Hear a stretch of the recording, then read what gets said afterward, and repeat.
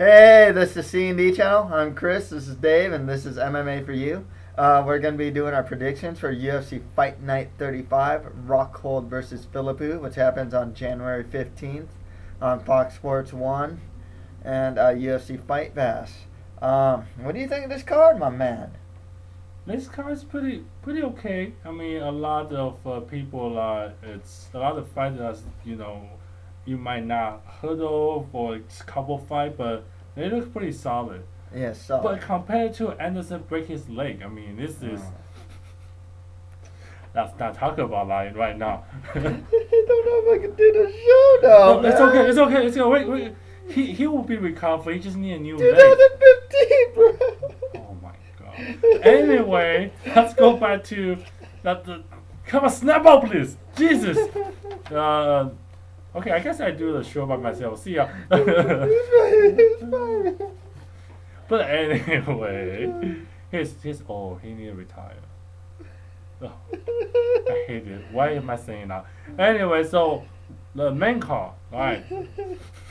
I can do this by myself. It's funny. All right. First one. What do you got? Big Rockhold fights goes to Philippou, man. Philippou is good.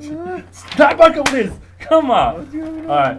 The Philippou is pretty good. I think 12-3-1 record, right? I mean 6 KO, TKO, 1 submission, 34 years old, and then you have a good boxing. Good defense, use combination, good takedown defense as well. So I'm pretty confident with him.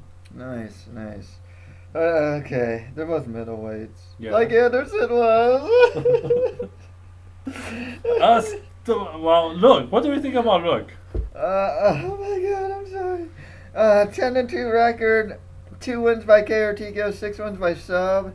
Those 2 losses by KO or TKO. Most recently lost to Vitor Belfort by a spinning heel kick.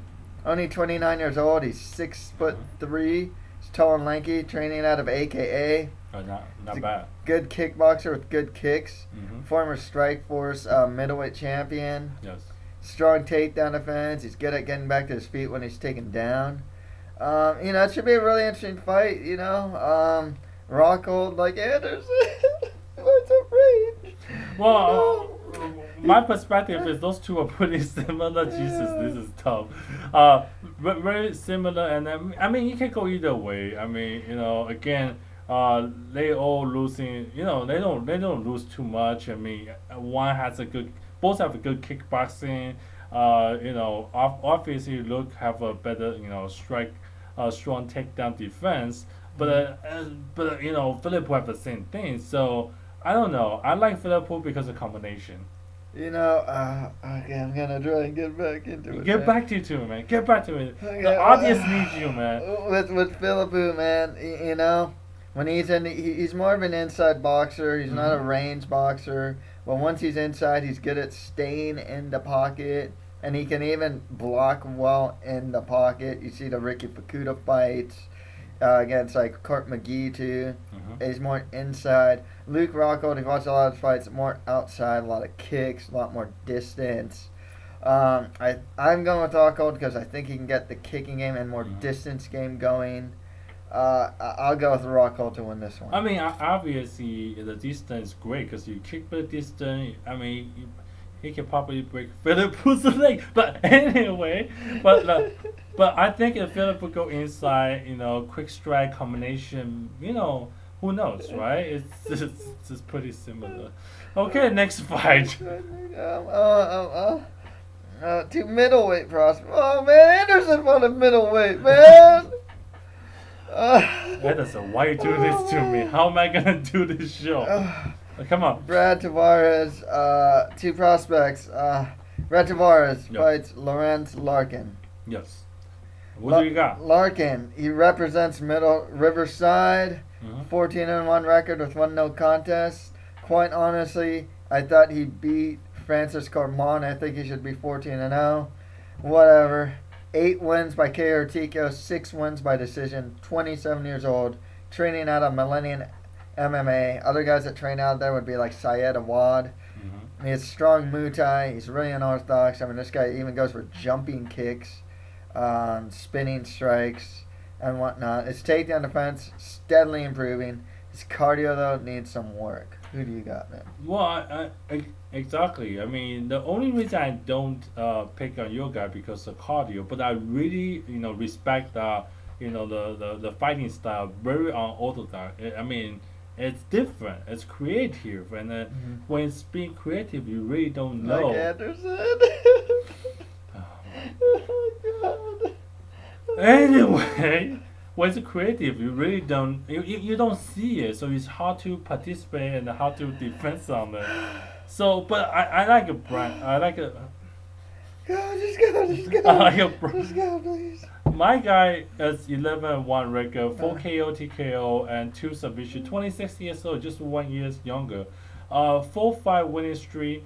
I mean, again, his style is more like inside boxing, good defense, use combination. You see, I really like a guy who have combination because besides creativity, it have a good follow up. So it has a higher chance to stay in control and have a higher chance to create more damage. That's what I believe. Good takedown defense.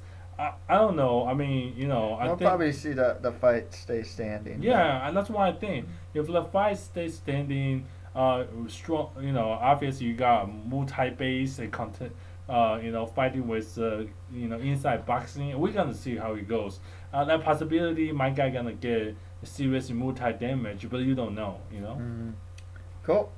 Next fight. We got two guys taking fight on short notice as Dariush fights the returning Charlie Brenneman.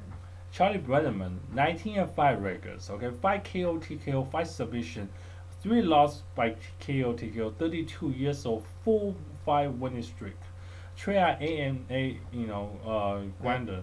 Yeah, he's a grinder. Yes, grinder, but strong wrestling, good top control, good BJJ, and definitely taking the fight on the short notice. So is Dariush, right? If it's just one side taking fight at short notice, okay, we can, reconsider it. But both of them. So this is kind of funny because this fight was like supposed to be Jason High versus Adlan Amagov, and then it became Jason High versus I think Dariush, and then Jason High, his appendix got ruptured, so Dariush is fighting Brenneman now. I gotta go Charlie Brenneman. I mean, yeah, Dariush though 6-0 undefeated with 2 wins by KO TKO, 3 wins by sub. He's 24 years old.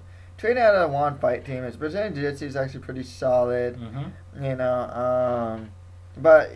Brenneman's been there in the UFC before. He's a good wrestler. He can grind fights out if he needs to. Yes. He's been actually finishing his opponents as of late with his superior Brazilian Jiu-Jitsu skills, actually, his submission skills. So, yeah, I got to go with the Spaniards, Charlie Brenneman, to win this one. Absolutely. Okay, next one. Okay, next one after that, Mike Easton fights TJ Dillashaw. Who do you got? I got TJ Dillashaw from Team Alpha Male, 8-2 record, 3 wins by KO TKO, 3 wins by sub. He's 27 years old. He's a strong wrestler with good top control, good ground and pound. His scrambling's really good. He saw that in the Rafael Sancho fight. His stand-up is greatly improving, especially under the tutelage of Dwayne Bang Ludwig. Who do you got, man? I got Mike, but I do have to say I like TJ because he's really good on scrambling. Okay, but if anybody else, that might be something I would concern. But look at Mike. Okay, 13-3 record, 4 KO TKO, 2 submission, 29 years old. Yeah, he's in 2-5. Losing streak. It's the good guys. It's a good guy. It's a Sancho and Pickett. And he's training in Alliance. Yeah, in San Diego. Yeah, he's right down there. But he has good wrestling. Yeah. Okay, good wrestling, good boxing, and very good hands. All right. Yeah, and I mean, I don't know. I just feel like he has really good takedown defense as well. So you can scramble, and he has good takedown defense. I mean. Again, everybody have something, and the best, after all, like I said, he has good hand, he has good staying out, Yeah. Easton's one other thing about Easton, he's a really strong guy. I mean, he's a physically strong guy too. On top of that, he got 4 KO TKO. You can tell he He got killed. He could kill someone. Kill someone, yeah. I like TJ Dillashaw's progression, but Mike Easton's been around the block, close to or at the top 10 for a while now. But I'll go with the up and comer TJ Dillashaw. He most recently lost to Sancho in a fight that some people thought he won. But yeah, well, I think Dillashaw's gonna get back on the horse after this. I was so far with all this fight. I mean, you can tell it's really like right in the middle. It's gray area. I mean, it can go either way. Exactly. A lot of these fights can go either way for sure. So it's definitely a tough one to pick out who's really gonna win. Exactly. All right, next one. Okay, we got Derek Brunson versus Yoel Romero. Romero. Yeah. I mean, 6-1 record, all 6 wins by KO TKO. Definitely a finisher. Okay. 36 years old, I mean, he's old, but, he got 2-5 winning streak, and, again, I mean, training ATT. ATT, yeah. Yeah, no decision, dude. This guy just crispy, Yeah. He's big for 185. Dude, the guy's huge for 185, man. Jesus. That's ginormous. You definitely have a heavy hand. It's very unorthodox as well. I mean, it's an Olympic level wrestler. Yeah, I think I forgot what he was doing in the if it was Greco-Roman or not. I forgot, but he is Olympic level for sure. One of the top actually Olympic level wrestlers too, if I'm not mistaken. See, you got Olympic level wrestling, and you got really heavy-handed, and you got good boxing, and you got good stand-out. I mean, what am I asking here? It's funny with Romero. He has a way of changing the tempo too of his fights. He'll go slow and throw some unorthodox thing, kind of like Anderson. But okay. I mean, but then all of a sudden he'll pick up the tempo and pick up the pace. I mean, he most recently knocked out Honey Marks. And he's just been knocking guys out. The only time he lost was against Rafael Fagel at 205, and a fight that it was just too soon for him. Derek Brunson, though, talk about a guy that's actually been, pretty good in the UFC. 11-2 record, 4 wins by KO TKO, 4 wins by sub. He's 29 years old. He trained pretty good gym. Jackson. Right? Trains at Jackson's. His 2-fight win streak over Chris Lieben and Brian Houston. Most recently, against Brian Houston too, he head kicked him and then subsequently choked him out. Nice. Yeah.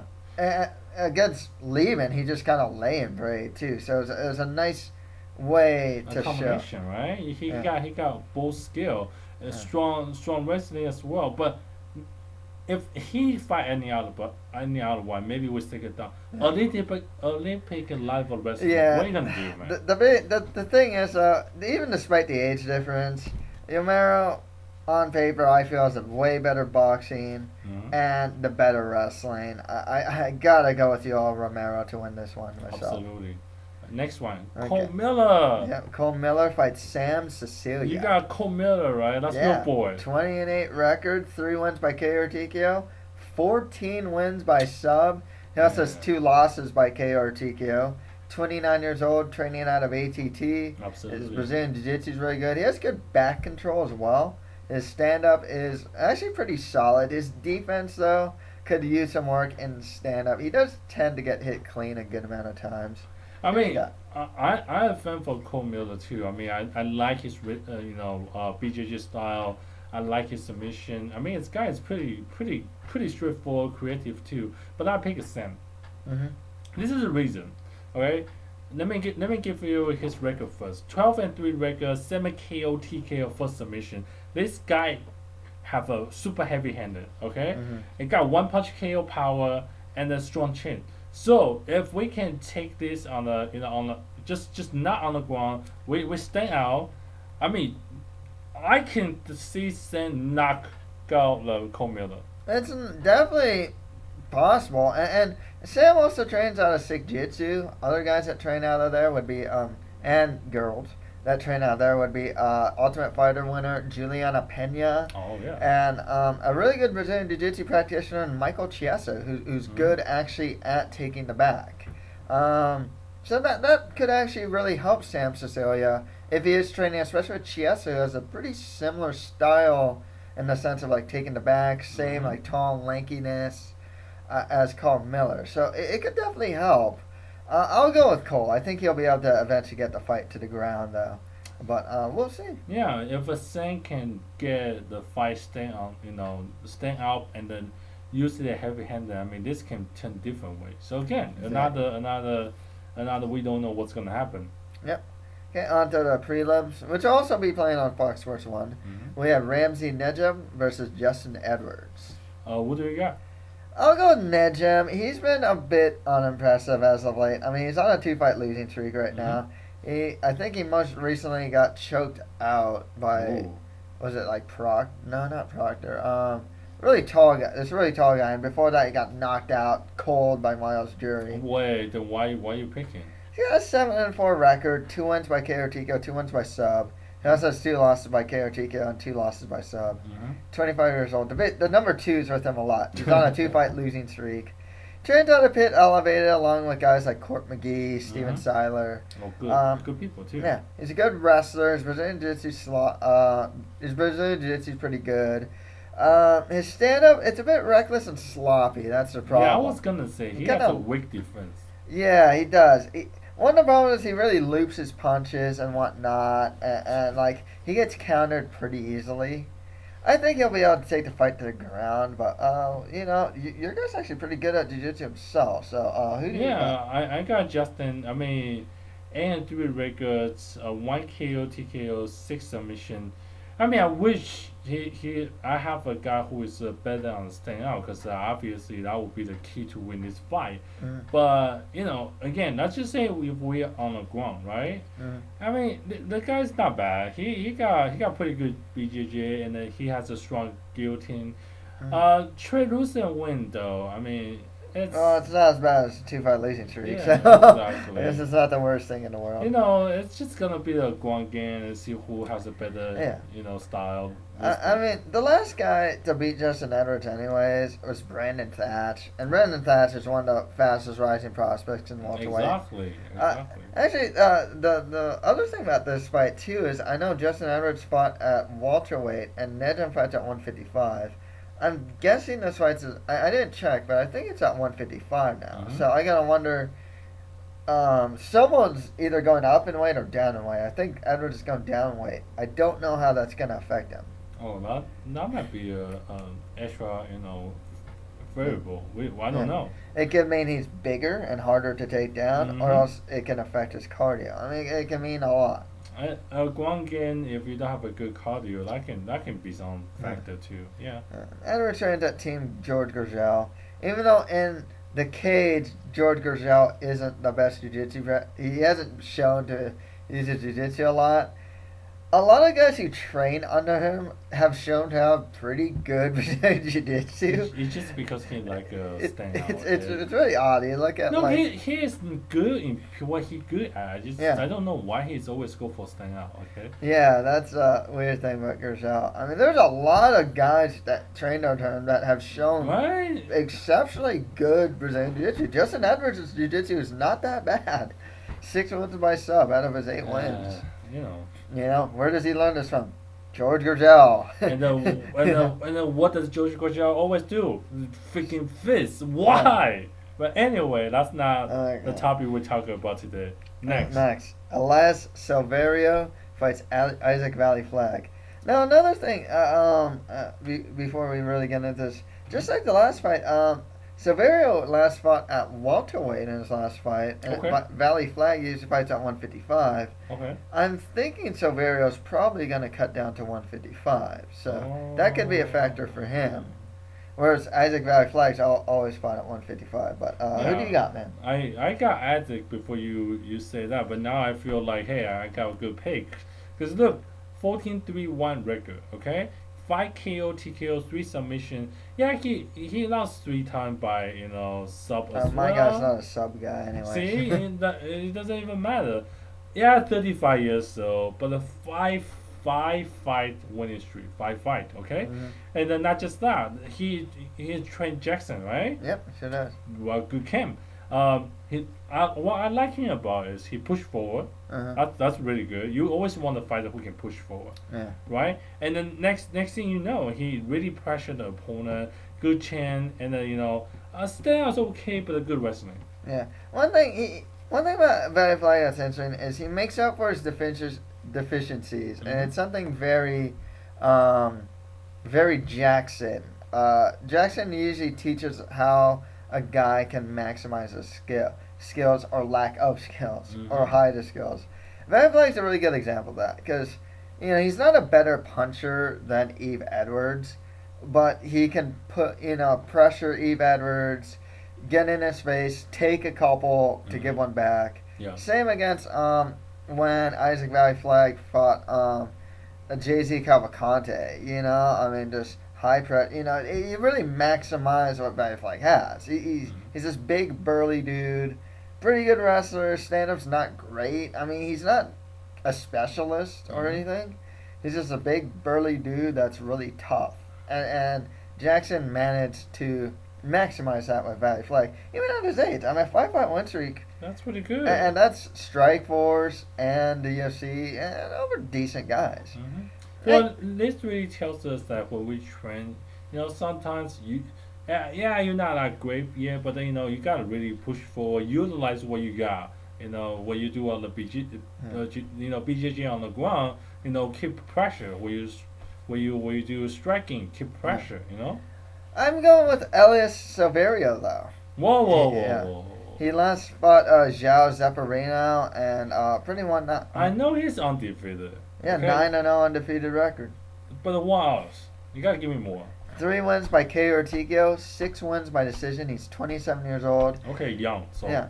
His stand-up's good, actually. When he fought Zeferino, he's pretty accurate. One thing I didn't mention here, actually, is he actually has good movement. And I think he can use that against Valley-Flagg. Okay. And his takedown defense against Zeferino was pretty solid. Zeferino just could not take the guy down. I think the guy's just younger. I think his hands are going to be a little better. Okay. And I think he'll be able to utilize movement against a pressure opponent. So I'll go with Silverio to win this one. Well, again, to me, there's two factors that come into play. First is what you're talking about. If he has to cut down, the weight, it has some effect. Second, yeah, you have a great movement with a guy who push forward, but you know why? This is tough. It's tough to say what's gonna happen. And if a Flagg can really push forward, keep the pressure constantly, you don't know. Yeah. And he's not bad. He's good wrestling. Everything's pretty good. So I don't know. Cool. We'll see. Cool. Well, next fight after that. In some ways, these guys are kind of mirror images of each other in some senses. John Moraga fights Dustin Ortiz. Yeah, you're right. Look, John 13-2 record. What's your record? 12-2 record. Okay, 2 KO, TKO, 6 submission, 29 years. Yeah, mine's 5 KO, TKO, 4 submission. So I have more KO, TKOs, but less submissions. Less submission, right? My guy trained MMA lab. My guy trained. Yeah, the other guys that train at MMA lab are like Alex Caceres and former lightweight champion Benson Henderson. My boy. While Dustin Ortiz trains at Rufus Sports with guys like Ben Askren and current UFC lightweight champion, the guy who beat Benson Henderson, Anthony Pettis. Whatever. Both have a good wrestling. Yeah. My guy has a good standout. Yeah. I'm pretty sure your guys something too. Solid kickboxer, Rufus Sport for sure. See, it's just so similar. They're similar in a sense. I remember Dustin Ortiz when he fought Jose Maria Tome. He showed a good scrambling ability. Moraga most likely has a good scrambling ability. I haven't seen it personally.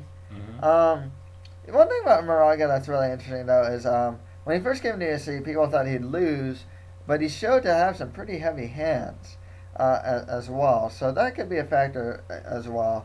Moraga last fought Demetrius Johnson, who's a flyweight champion. He lost pretty handily, but like he actually did rock him. Like I said, so he does have some pretty heavy hands for the weight class. But you know, I like Moraga actually. I think he can win this, but Yeah. I was particularly impressed with a lot of the skills I saw from Dustin Ortiz. His stand up, his wrestling, and his scrambling ability. I'll go with Ortiz. But like you say, Moraga again, his hand is always be underrated. Yeah. I feel like he has a great submission, but just don't underrate his striking. I mean, he can rock you a little, take you on the ground, and submit you. That's possible. Yeah, actually, he submitted Chris Carriazo in the third round by I believe it was like a guillotine or something like that. So yeah, definitely could happen. Either way. Yeah. Cool. Next fight after that, Brian Easton fights Trevor Smith. Trevor Smith. Yeah, this one's interesting because Brian Easton's mainly a stand-up guy. Right? I'm going with Brian Easton. He has a 4-1 record, Mm-hmm. 3 wins by KO or TKO, 1 win by decision. He's only one of his fights went past the first round. Stand-up's good, and he's got some heavy hands. Well, I got Smith because I like submission guy. I mean, obviously you guys all know that by now. 10-4 record, 1 KO, nice submission. Okay, definitely a finisher. 2 lost by KO TKO. That's where Houston can actually. Yeah, I understand. I understand that. But again, if this thing take on the ground, I mean, good BJJ, good wrestling. Remember, he has good wrestling. He also has an average thing out. That doesn't mean he can't fight. Yeah. Questionable cardio. That's something I was kind of worried. You saw that against like the Tim Kennedy fight, and even in his like war against Ed Herman. Resilient, this guy. Yeah, he showed a huge resilience against Ed Herman as well. I like George Smith's a really fun fighter, and he could very well win it. I've seen some pretty cool scrambles from him and some cool submissions from him, especially in Strikeforce. I'll go with Houston. I think he'll be able to touch that chin. That's the thing. Well, I'm hoping the Smith can take some punch, but really put this on the ground, and that's possibility we can submit. Cool. Next fight after that, the next fight's on the prelim card on the UFC Fight Pass, as Vince Pichel fights Garrett Whiteley. Another really similar fighter. Yeah, actually, yeah. They both have 7-1 record, right? Yeah, both of them have 7-1 records. Both of them have all of their wins by finish. Yeah, I got 4 KO, TKO, 3 submission. You got all 7 wins by KO or TKO, but 1 loss by KO. You also have 1 loss by KO. Yeah, me too. And these guys have never gone to decision. Mm-hmm. Both of them have finished all of their opponents. Yeah, they both finished it. So definitely a fun fight. One thing that's interesting with your guy, though, with Whiteley, is he does have, where Pichel only has 7 wins by KO or TKO, no submission wins. Mm-hmm. Your guy seems a little more well-rounded. Well-rounded. We can go either way. I'm hoping, we Stempool is stand out and we can take this on the ground, because your guy has not shown me that there's a submission capability. So, we take, just on the paper-wise, we take it on this way. Yeah, I'll go with Pichel. He's never been past the second round. His stand-up is solid. Mm-hmm.